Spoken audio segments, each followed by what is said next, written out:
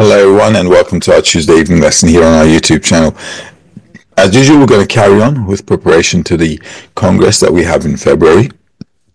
If you're new to the YouTube channel, feel free to go over the semester 1, 2, 3, Introduction to Kabala, Introduction to the Wisdom of Kabbalah courses that we have here. And if it takes your fancy, you can always go to kabbalah.info and join like-minded people from around the world at the KABU Academy. In the interim, though, we're going to go through some selected excerpts in preparation for this February Congress. And if you have any questions as well, you can shoot them through, just like we always do. And if you, like I said, are interested in any further learning, you can visit our kabbalah.info website and get in touch with the guys over there. So these are from excerpts that we've studied before in previous congresses, and we're going to start from excerpt number 1. This is the words of Rabash from The Purpose of Society 1. We gather here to establish a society where each of us follows the spirit of following. Sorry, I'm just going to take that again, just setting up the screen. Okay, let's read that again. Excerpt number 1. We gather here to establish a society where each of us follows the spirit of bestowing upon the Creator. And to achieve bestowal upon the Creator, we must begin with bestowal upon man, which is called love of others. And love of others can only be through revoking of one's self. Thus, on the one hand, each person should feel lowly, and, on the other hand, be proud that the Creator has given us the chance to be in a society where each of us has but a single goal: for the Shekhinah, the divinity, to be among us. Alright, as usual, let's read that again. We gather here to establish a society where each of us follows the spirit of bestowing upon the Creator. And to achieve bestowal upon the Creator, we must begin with bestowal upon man, which is called the love of others. And love of others can only be through revoking of oneself. Thus, on the one hand, each person should feel lowly, and on the other hand, be proud that the Creator has given us the chance to be in a society where each of us has but a single goal, for divinity to be among us. Alright, so as usual, one should always remember why one is studying. This is really crucial, because if I don't know why I'm studying, or sometimes what happens is we lose track of why we do things. And in the wisdom of Kabala, that's a no-no. Alright, so we must always know why we're studying. We must always know what we want to get from the study, what the objective is. This helps us to sharpen up our intention all the time. And it also sharpens up our attitude and how we address the work, how we take part in the work. So for all of us, there must not be any other purpose for being in the group except to reach a state where all of us are just in a desire to bestow to the Creator. There is no other reason for the group to exist, because the wisdom of Kabbalah is only and only to come to a higher level of consciousness where we have contact, a mutual feeling between us and the Creator, and from that relationship we want to bestow to the Creator just like the Creator wants to bestow to us. So an authentic group, which means studying authentic Kabbalah, has only got one objective: to reach the purpose of life, which is to bestow upon the Creator. So what do we have to do? Right, so if we want to attain such a goal, first question is, okay, we've got the goal, we may still not know what it is, but at the end of the day we've got plus or minus some definition. So now the next question, what do I have to do to get to that goal? How can I attain my goal? And we must begin with bestowal upon others, which is called the love of others. And this is why we're studying in a group. Wisdom of Kabbalah has always been studied in a group. So if you study in a group, then you can practice what you want to attain. And this should be logical. Right? Because if I want to attain anything in life, I need room to practice it. And here, what we're trying to attain is a state where we love others. So how can you study the love of others if you got no one to love in front of you, right? So the whole idea is, the whole trick is to make sure we have a group of friends who have the same objective and we're all working on the same principle. And love of others can only be through revoking of oneself. So how can I love others if I revoke my self-love? Right? So he's very nice.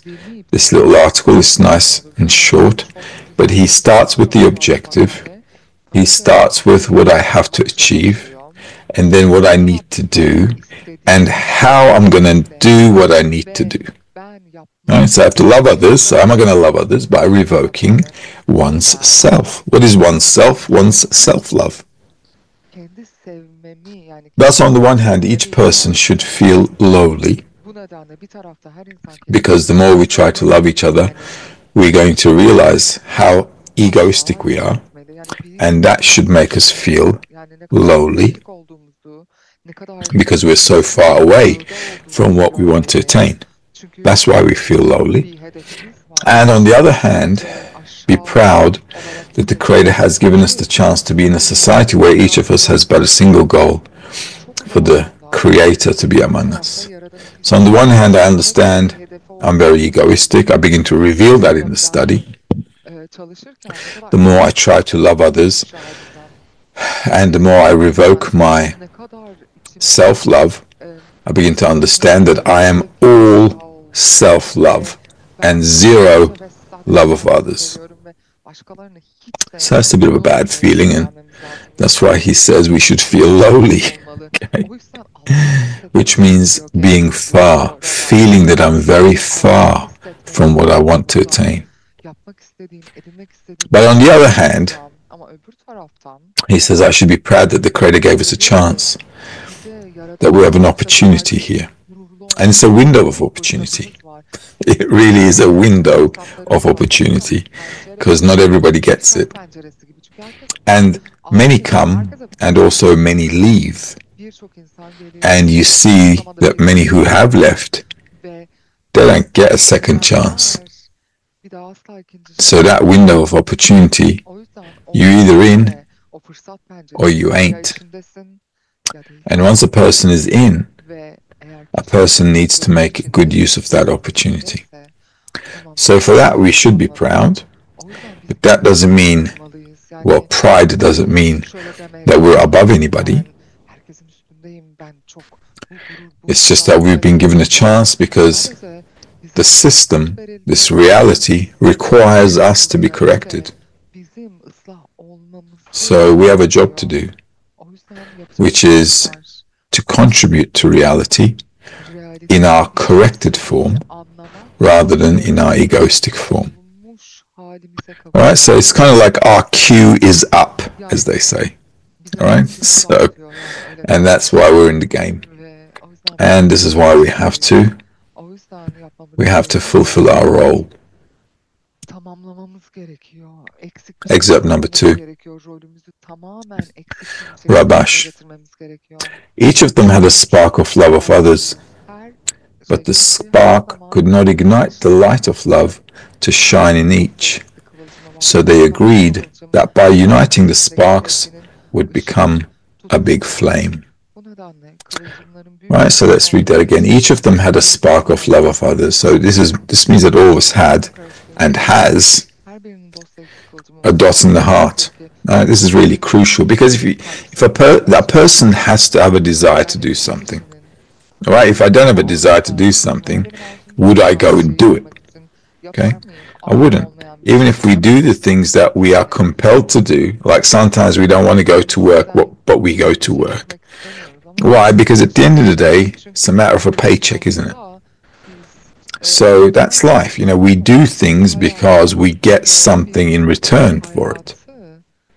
And the spark of love of others, that dot in the heart, is a necessity if a person wants to attain the meaning of life, because the spark in the heart, the dot in the heart, is a desire to attain the meaning of life.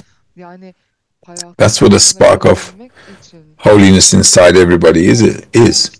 So if a person is awakened and is now seeking that goal and wants to achieve that goal, then what do they need to do? Since they don't have enough power within themselves to ignite this, they agreed to unite. When we unite, it's like we have enough fire and we've got enough flame to grow the fire. So a spark on its own is not enough to start the fire. But if we have a bunch of sparks and we're all excited about it, then inside us we can light ourselves up a little bit. And then that will become a big flame. Big flame means that basically we want to grow our desire. From a small desire, we want to make a big desire, and that fire should be engulfing our whole heart. Right? So we should all be sizzling hot by the power of the group. All right? Excerpt number 3. You guys stop me if there are any questions, okay? So here's another question from, not questions, excerpt from Rabash. Okay. There is a condition.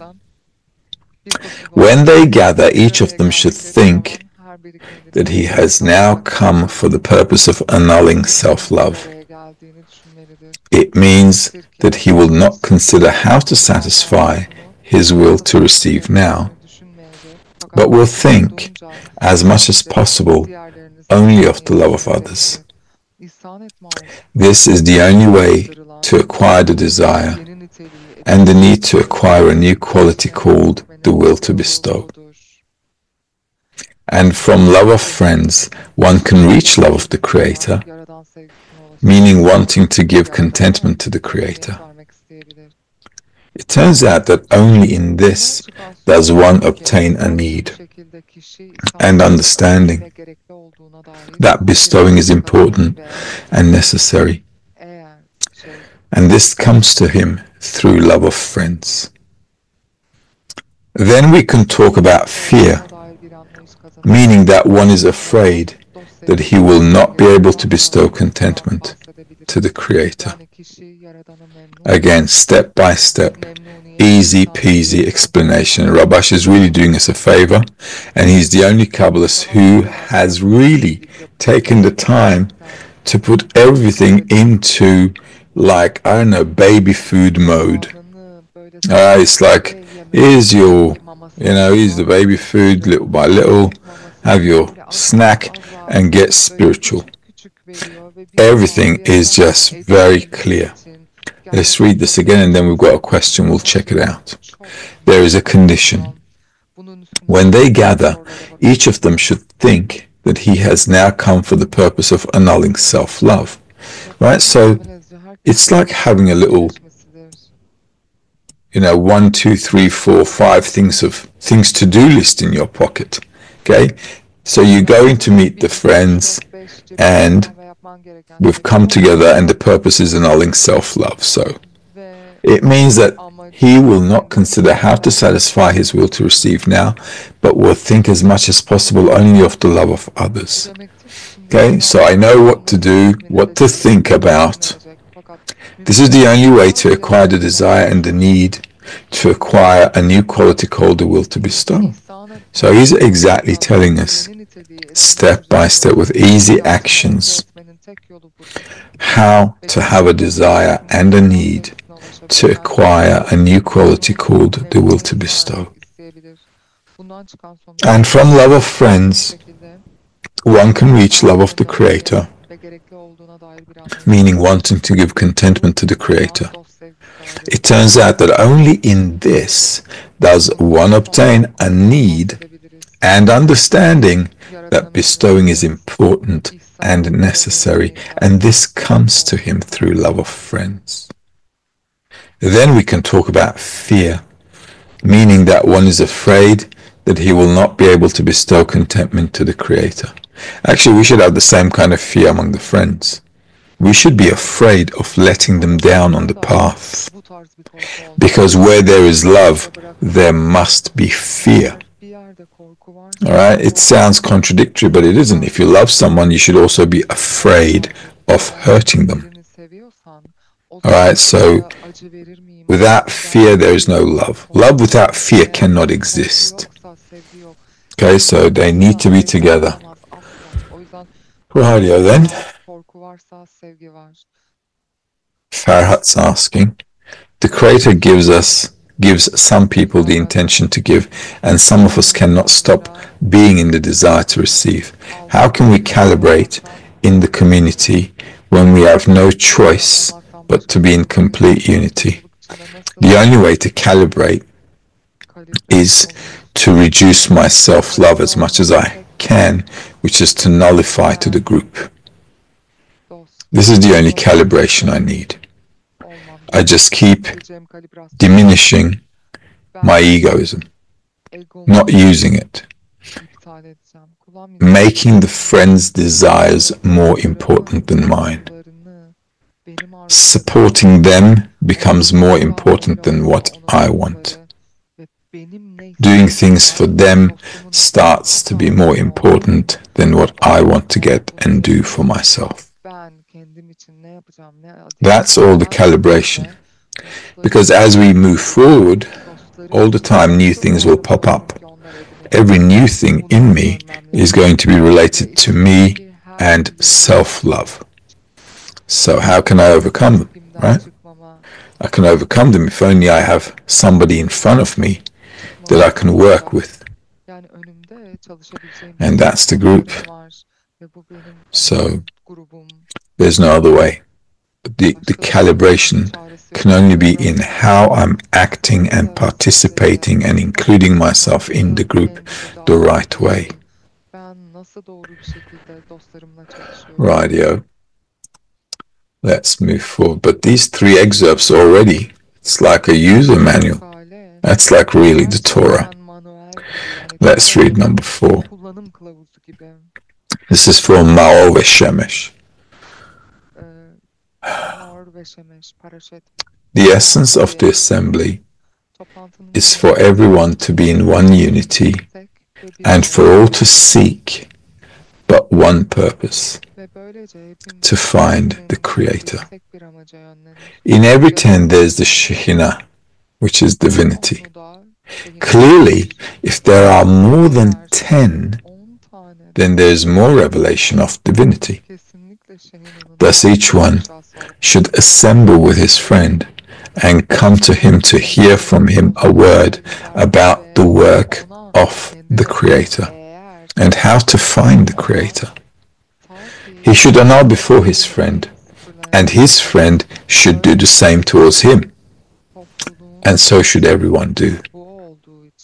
Then, when the assembly is with this intention, then more than the calf wants to suckle, the cow wants to nurse, and the Creator approaches them, and he is with them.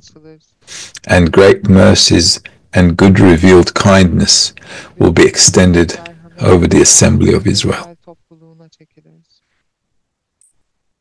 Let's read that again. The essence of the assembly is for everyone to be in one unity and for all to seek but one purpose, to find the Creator. Right, so this is an assembly. Right now we're in an assembly. Okay? Because this is what we're working for, right? We want to really engulf ourselves with the topic, with the matter of how we can bestow to the Creator. And the more we're stuck into this, the more we're constantly chewing it, the more we're kind of engaging with it, it begins to be carved inside of us. And that's what we want to do.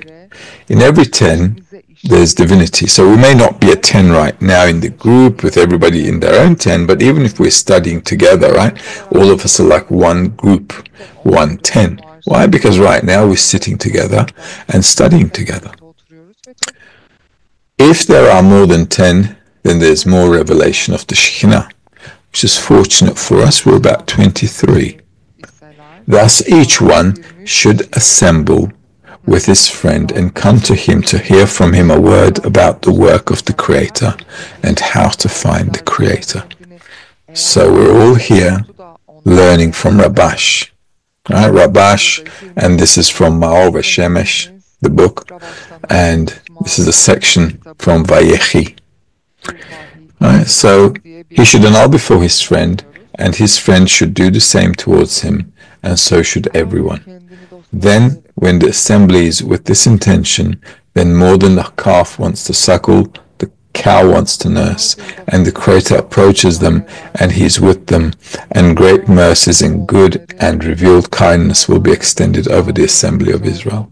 So the group right now studying, if we want to find the Creator, all of us, then we're called Yashar, not Israel. And then the Creator will help us.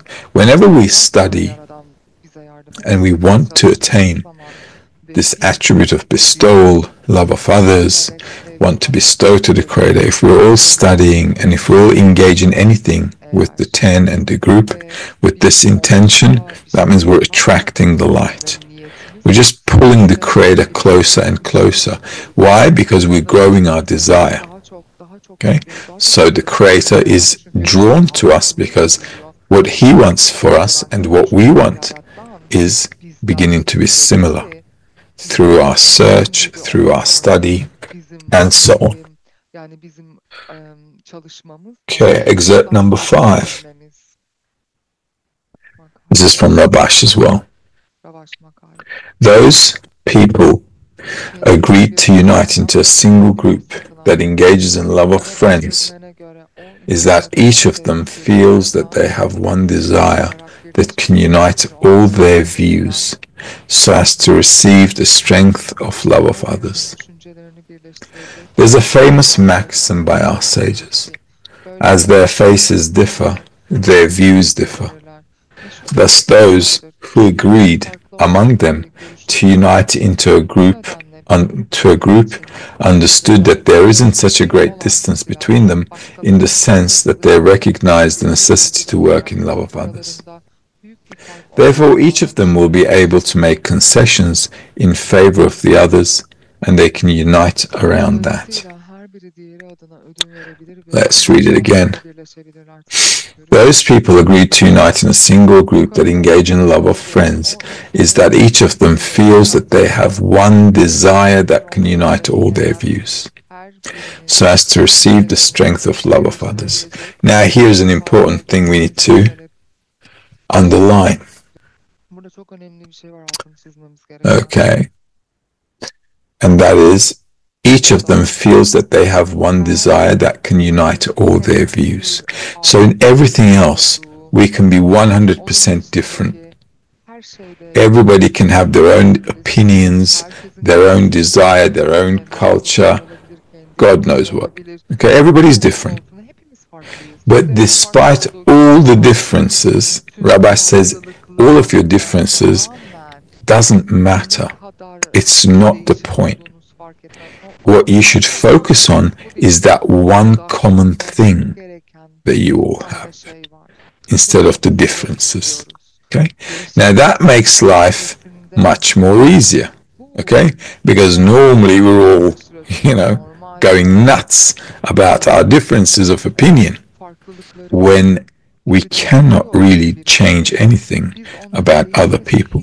So the whole world normally goes on and on and on, trying to convince one another and to impose that their opinion is correct. Obviously, that's not going to add up to jack.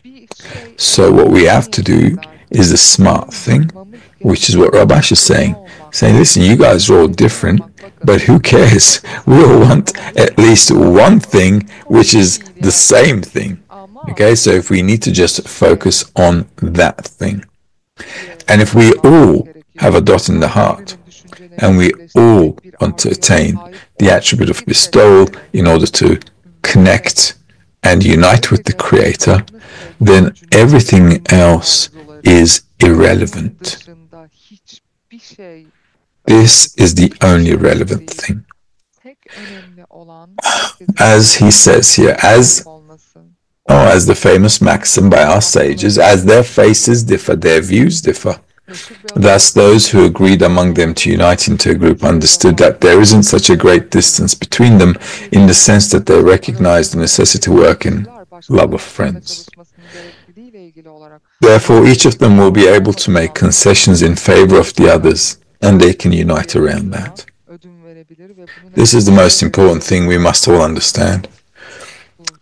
Sometimes people feel rejection towards others because of their corporeal traits, their personality or their worldly opinions. Okay, but that has nothing to do with spiritual work, because all of that is a matter of corporeal opinion, and all of that is only related to our corporeal existence. So how a person, I don't know, let's say you were raised in royalty, right? Let's say you're you're a prince. Okay, you're a prince or a princess, and I am, the street cleaner, right? So obviously we haven't gone through the same education, okay, the same cultivated, upbringing or whatever. And, you have manners, you know how to eat with your knife and fork. And me, I just stick my hand in the plate and take whatever I like and eat it. But all of that Rapash is saying is irrelevant because that's got nothing to do with the point. So how you eat, how you speak can be different. What you think about life, how you think about the world should be, can be completely different. It's just, it doesn't matter because everybody is a product of the environment. So nobody had a free chance or a choice in all those things in the first place. So some guy grew up like some redneck, I don't know where, in the midst of, where's a redneck place? Kentucky, Mississippi, I don't know. And somewhere, let's say you're the prince of, I don't know, Denmark or something, you know, like Royale with cheese, okay? And, you know, it's just like, it's not your choice. You never had the choice of selecting your parents, your life or whatever. But if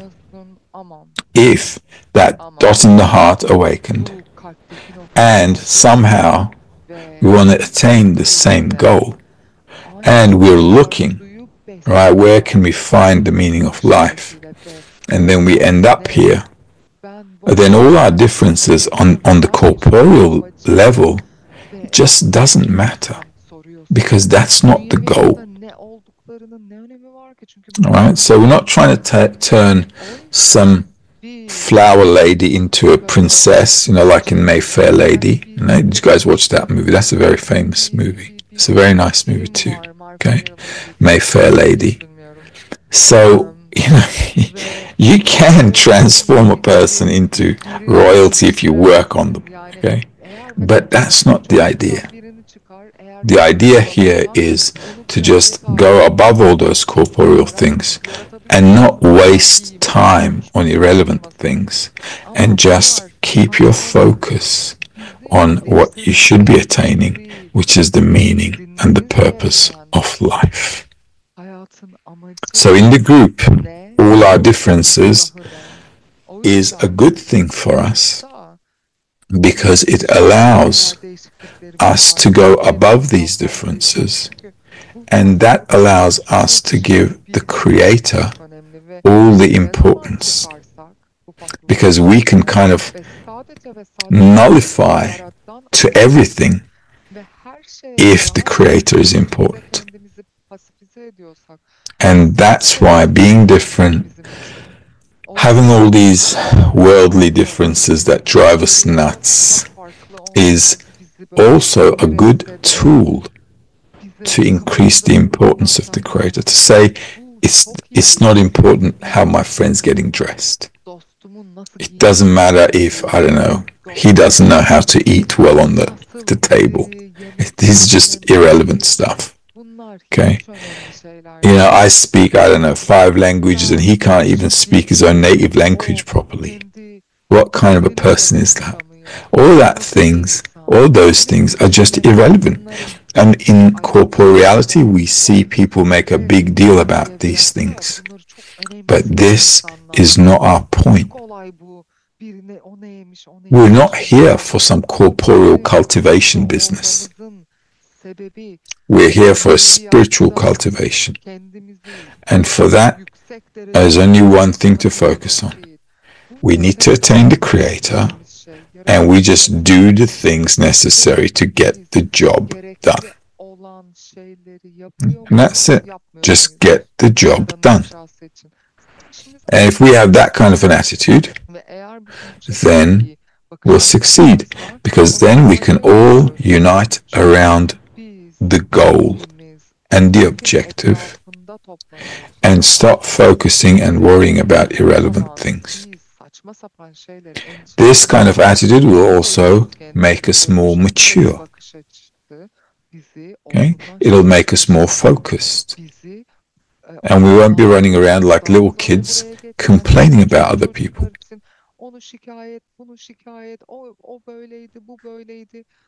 Rightio then. Excerpt number 6. There's a special power in the adhesion of friends, since views and thoughts pass from one to the other through the adhesion between them. Each is mingled with the power of the other. And by that, each person in the group has the power of the entire group. For this reason, although each person is an individual, he contains the power of the entire group. Now, this is also nice. When we all come together, we're all feeding off each other. This kind of starts to, in time, it begins to make the group more and more harmonious. We begin to find a mid-ground where everybody can kind of like, come together. Since views and thoughts pass from one to the other, the adhesion between them, each is mingled with the power of the other, and by that each person in the group has the power of the entire group. The more I'm connected with the friends, the more inner strength I will have. Okay, this is really important. If I have this connection with the friends, then I have inner strength, inner power to do things. For this reason, although each person is an individual, he contains the power of the entire group. Okay, so everybody is an individual, which means everybody has to maintain their individuality. Sometimes we hear people saying, well, if we all connect, what about me? What about my individuality? Well, your individuality has to stay because it's through your individuality that you're going to bestow, and this is why you're different from everybody else. Everybody is different from everybody else. This is very important because you have something that none of us have. And there's only something you can do that none of us can. And that is your contribution to the whole kli, to the whole vessel. But you got to figure that out. You got to find out what that thing is. Because that's the thing you're going to use in order to bestow. So you're going to have to work on bestowing. As you bestow, you're going to figure out what's special about you. And then you're going to say, I can do this. And then you start doing that. And then you complete your part in the vessel. Then you got something to do to bestow to others. Now, a lot of people in life, they don't discover their uniqueness. The reason you can't discover your uniqueness is because you're on reception mode. If you're on reception mode, you can't discover how you can do something because you're in the motion of getting things. When you're in the motion of getting things, you're completely restricted. But when you're bestowing, you are in discovery land, emotionally, physically, in every way, because you have to reformat yourself. And once you understand what your quality is, or what your talent is through bestowing, then that is where you can be successful in anything and everything. And I'll tell you why. The whole world works on bestowal despite the fact that we don't realize it. Right? So you go to, you jump in a cab, they take you somewhere, right? So they're bestowing to you. You go to the dry cleaners, they clean up your stuff. They're bestowing to you. You go to the restaurant, they're serving you. The farmers are, raising their crops for you. Everybody is working for you and for you to be fulfilled. So the whole world is actually working in bestowal. The dramatic problem is we're not. We're all doing it in order to get something. So I'm not really focusing on in life what I can give, but I'm focusing on what I can get.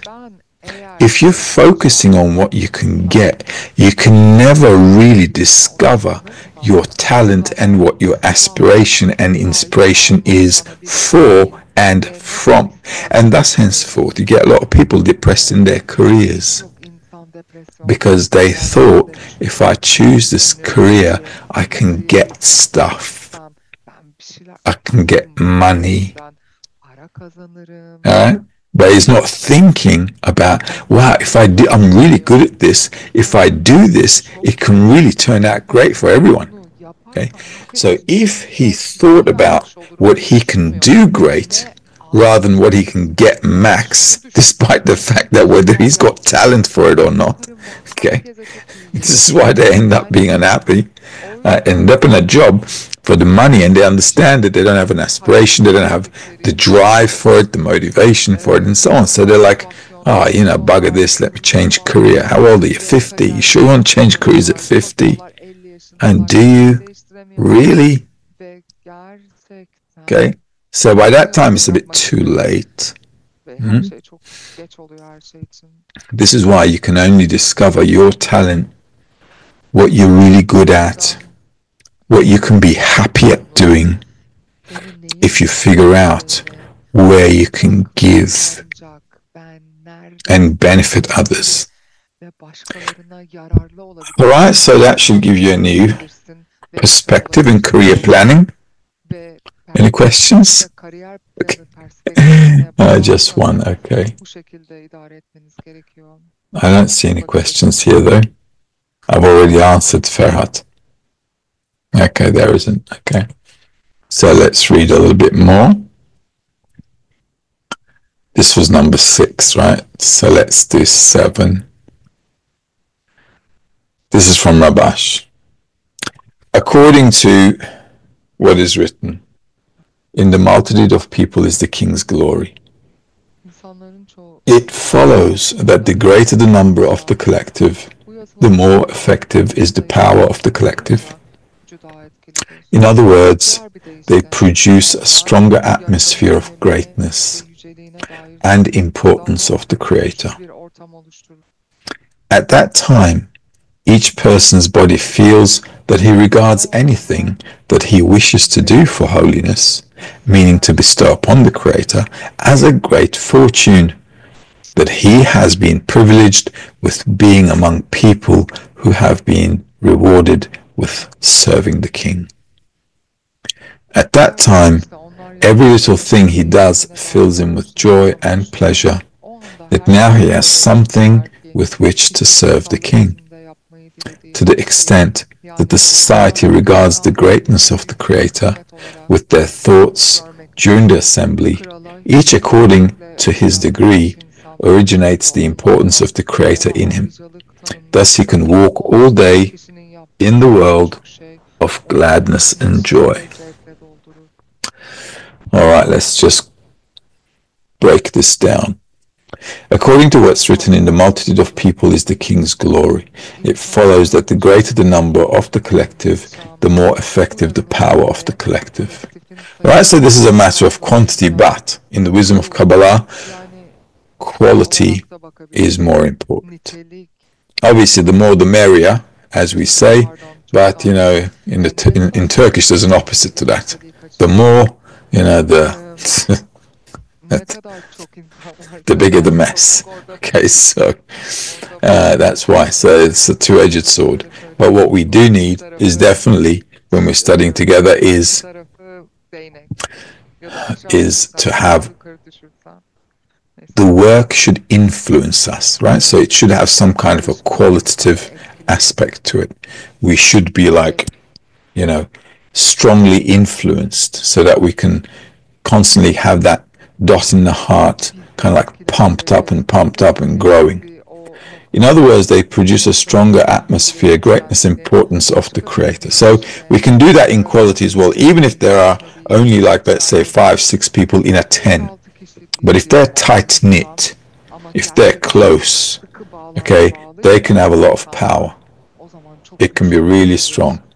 At that time, each person's body feels that he regards anything that he wishes to do for holiness, meaning to bestow upon the Creator, as a great fortune, that he has been privileged with being among people who have been rewarded with serving the King. So if the group is tight-knit, and if the group is working nicely to increase the importance of the goal, then we can all be happy from the job. Right? Because if I've got good work colleagues and we all love what we do, because everybody's like giving us good examples, everyone's giving us a good vibe, let's say. Okay, so if everybody's influencing each other nicely and we're all being good examples, giving a good atmosphere to the group, giving happiness to the friends, a good spirit to the group, then everyone will feel like they're at peace in the group.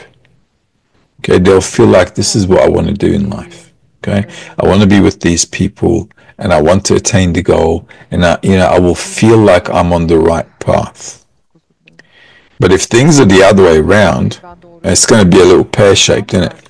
And then you're going to be thinking like, these aren't the right people, this is not the right teacher, this is not the right wisdom, and blah, blah, blah. You know the rest.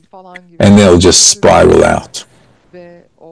At that time, every little thing he does fills him with joy and pleasure, that now he has something which to serve the king. Because if I'm with friends, if I'm with people that I love, it's easier to nullify. If I'm with friends who are good friends, or they're treating me nicely, I'm treating them nicely, everybody's like nullifying themselves, then because I get pleasure from being around them, I can bestow to them. Now this all sounds egoistic. Of course it is. We're starting egoistically. It's from lolishma to lishma.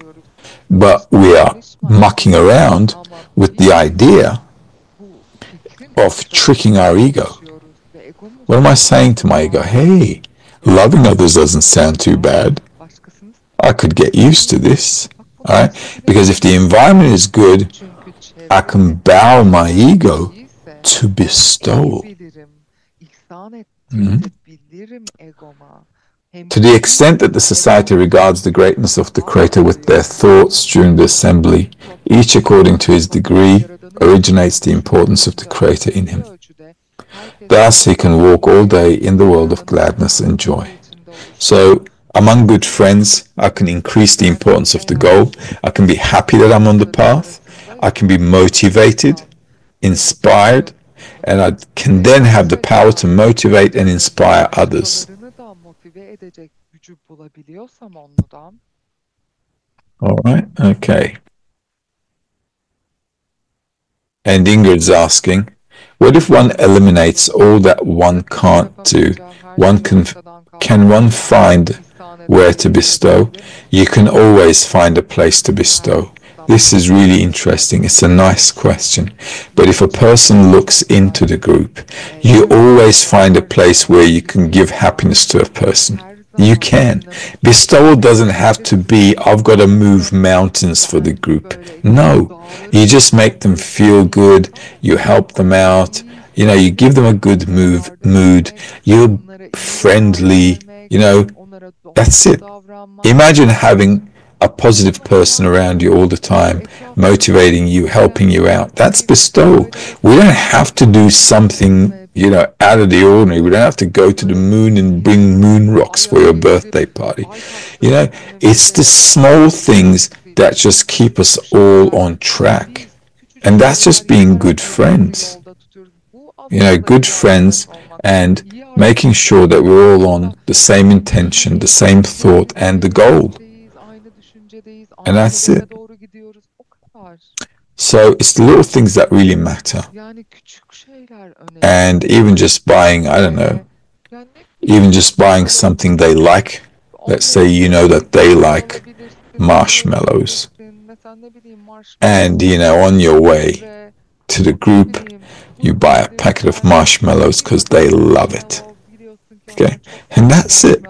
And that's already like everybody's on top of the game. Everybody's already motivated because everybody's got a marshmallow. I know it sounds like a kid's game, but life it is. Even with people we love. What makes us happy when we're with people we love? One little kiss will do the job. And that's it, one little hug, and you're done deal for the day. Right? Imagine you leaving the house, going to work, and you get a nice hug, and everybody's got a smile on their face. That's it. At work, you are now a shark. You're getting the job done. You're fully motivated. It's the same thing in the group. It's these little things, but these little things that we need to do, everybody needs to do. Every day, just, bring a little bit of happiness to the group. and to the friends. And that's it. We're all happy chappies. I mean, if one is antisocial, that eliminates lots of bestowing opportunities in Kabala, almost all. Well, if you're in a family, let's say, you know, I can't be antisocial, right? Let's say I've got kids in the family and a wife. I can't say, listen, we're married and I am your dad, children, but I am a little antisocial, so we are going to have to disconnect, unfortunately. Now, you see, I can't say things like that, can I? I have to be like in the game, and I have to nullify myself a little bit. Look at what Rabash is saying. Listen, guys, in order to move towards something important, I have to make concessions. That's what Rabash is saying. He says everybody has to lower their self. So I'm looking at myself. I'm also very antisocial. It may not look it. Okay, from the screen it may not look like I'm antisocial. I am very antisocial. I can live on the 3rd floor forever. And the only reason I go down is food. I can even get by without the bathroom. But food? No. Okay? So I'm also very antisocial, but I understand that in order to get stuff done, okay, I have to make sacrifices. And if it's for the goal, which is the greater good, okay, then I'm happy to do that. How? Understanding. Understanding that what I want to attain is beyond me. It's much greater than me. It's a goal which is way, way above me, and I'm happy to make concessions in order to attain that goal. It's a serious decision. It takes calculation. But nevertheless, whatever you want to attain in life, you're going to have to make concessions. There is no way you want to get something in life without making concessions. It is not going to happen. If I understand that, the only thing left to do is to increase the importance of the goal. And if I can get importance from the environment, then I can say, you know what, bugger my antisocialism, I'm going in full on. And that's the kind of attitude we need to have, all right? And that's basically it. Right, we're going to call it a night. I've got another program in 7 minutes, okay? So next time we'll carry on getting ready for that February Congress. It's really important for us to all be connected, prepared. You see, the more we prepare for it, the more we're hungry for it, okay? So then when we get to the Congress, we can be all like these little, I don't know, what they call it, love bugs, all right? Have a good night. All the best.